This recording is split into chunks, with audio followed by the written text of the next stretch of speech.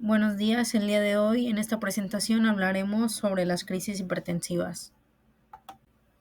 En cuanto al contenido que vamos a ver el día de hoy, está la definición, los valores de una presión normal, cuándo se denomina una crisis hipertensiva, así como la división, las formas de una emergencia hipertensiva, cuáles son los factores del riesgo de estas crisis, el diagnóstico, el tratamiento, así como las repercusiones que tiene hacia otros órganos. Bueno, en definición, se entiende por crisis hipertensiva a la elevación súbita de la presión arterial, o sea, PA, a niveles que son considerados muy altos, de manera que se produce daño de órgano blanco o riesgo inminente de que esto ocurra. No existe consenso absoluto de que el nivel de PA debe considerarse muy alto. Históricamente, se han dividido en dos tipos: urgencias y emergencias hipertensivas, con diferente clínica, tratamiento y pronóstico. Considerando un tercer tipo, las llamadas pseudocrisis o falsas crisis hipertensivas. En el siguiente recuadro se mostrarán las categorías de presión arterial. Las categorías de la presión arterial es normal, elevada, presión arterial alta hipertensión nivel 2, crisis de hipertensión. Aquí nos muestra que la normal, la sistólica, tiene que ser menos de 120 y la diastólica menos de 80. En la crisis de hipertensión tiene que estar más alta de 180 miligramos de mercurio y la diastólica más alta de 120. Se considera PA sistólica muy alta a partir de un nivel entre 180 y 210 milímetros de mercurio. En cuanto a PA diastólica, sí hay consenso en considerar nivel muy alto a partir de 120 milímetros de mercurio. Una crisis hipertensiva es un aumento repentino y grave de la presión arterial. Como lo mencioné anteriormente, la lectura de la presión arterial es de 180 a 120 milímetros de mercurio. Una crisis hipertensiva es una emergencia médica. Puede provocar un ataque cardíaco, un accidente cerebrovascular u otras afecciones que ponen en riesgo tu vida. Bueno, hablando sobre las crisis hipertensivas, estas se dividen en dos, en urgencias hipertensivas y emergencias hipertensivas. Hablando de las urgencias hipertensivas, estas se caracterizan porque no causan lesión en órganos diana ni daño vital inmediato. Esto quiere decir que el paciente puede encontrarse asintomático o bien con síntomas inespecíficos como lo son cefalea, alteraciones en la visión, náuseas sin vómitos, mareos, etc. Estos se van a presentar en un lapso de 24 a 48 horas. Los pacientes con hipertensión arterial crónica presentan generalmente urgencias hipertensivas y de esta manera toleran muy bien la tensión arterial elevada. Por su parte, las emergencias hipertensivas son aquellas que ocasionan daños graves en órganos diana, como lo son el cerebro, el aparato cardiovascular, los riñones y la retina. Esto con daño vital inmediato o a corto plazo. Este daño puede ser irreversible y de mal pronóstico. A su vez, exige una solución urgente en un periodo de minutos a horas, dependiendo la sintomatología del paciente. Los pacientes normotensos suelen debutar dentro de una crisis con una emergencia hipertensiva. Hay distintas formas de emergencias hipertensivas. Las más comunes son la encefalopatía hipertensiva. Esta es una afección cerebral difusa debido a una falla en la autorregulación cerebral del flujo sanguíneo. Se caracteriza por cefalea, visión borrosa, confusión, somnolencia y a veces crisis convulsivas generalizadas o ceguera cortical. Otra forma sería el accidente cerebrovascular. Esta es la interrupción o reducción del suministro de sangre a una parte del cerebro, impidiendo que el tejido cerebral reciba oxígeno y nutrientes.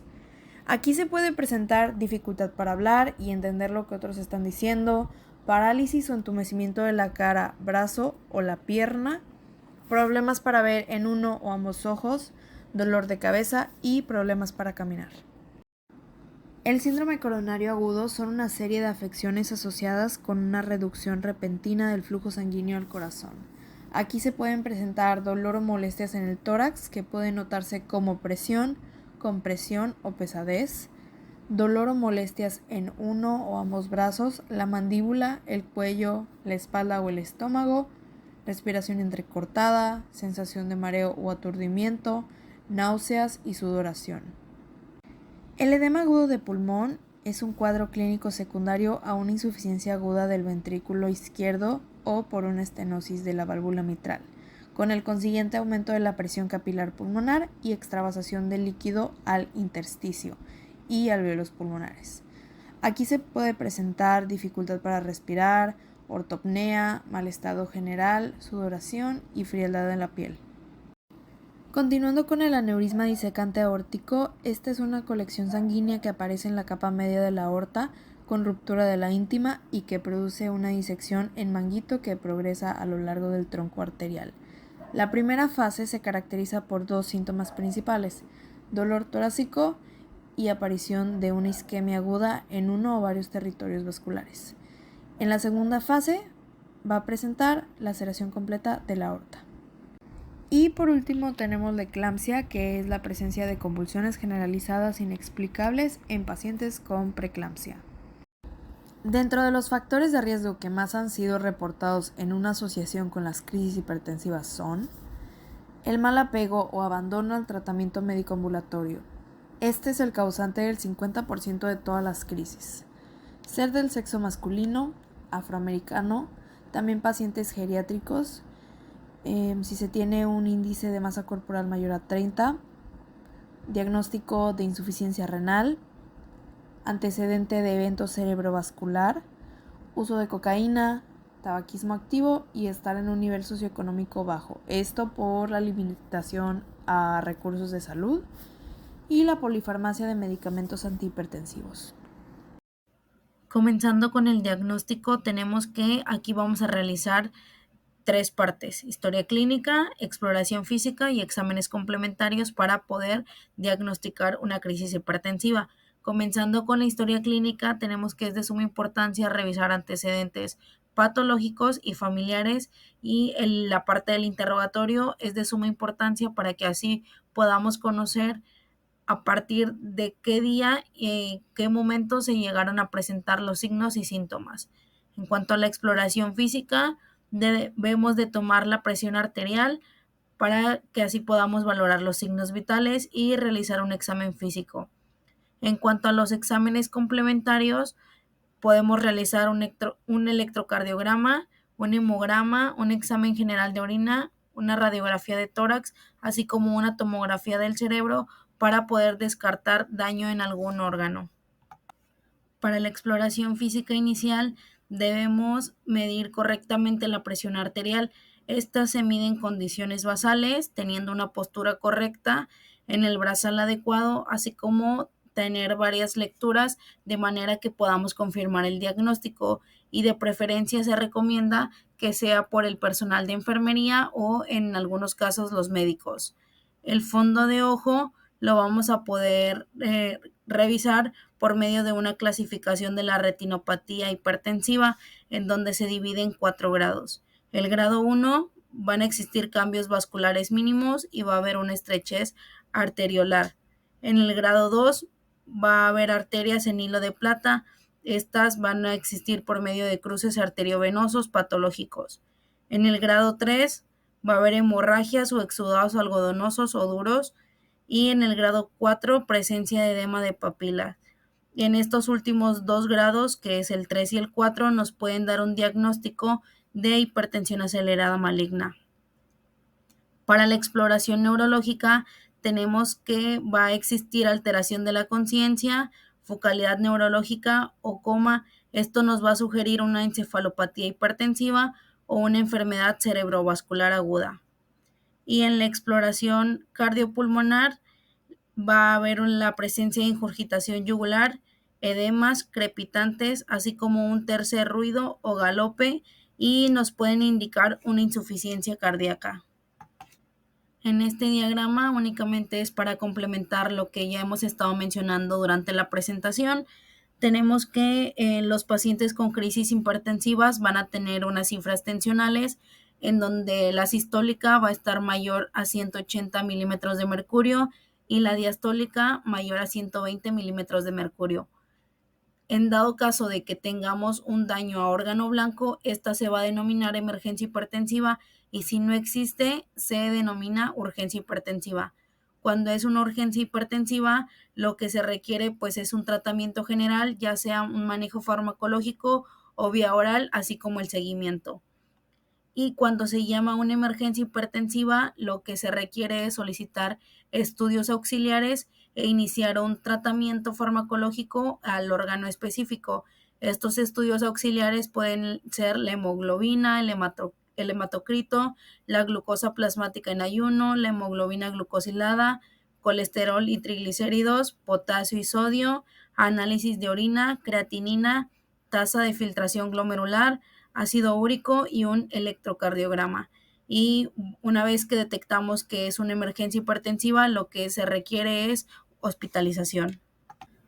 Comenzando con el tratamiento, y una vez que tenemos diagnosticado si es una urgencia hipertensiva o una emergencia, lo que se requiere en la urgencia hipertensiva es descender aproximadamente el 20% de la presión entre las primeras 24 a 48 horas. Para ello se administran los siguientes fármacos, que es el captopril en una dosis de 12.5 a 50 miligramos entre las primeras 6 a 12 horas. Lo que esto va a hacer es que va a ir reduciendo lentamente la presión arterial. El otro fármaco que mayormente se utiliza es el enalapril en una dosis de 2.5 a 20 miligramos entre 2 a 24 horas aproximadamente. Y continuando con la emergencia hipertensiva, aquí se busca reducir más del 25% o al menos el 25% de la presión entre la primera y la segunda hora por vía intravenosa.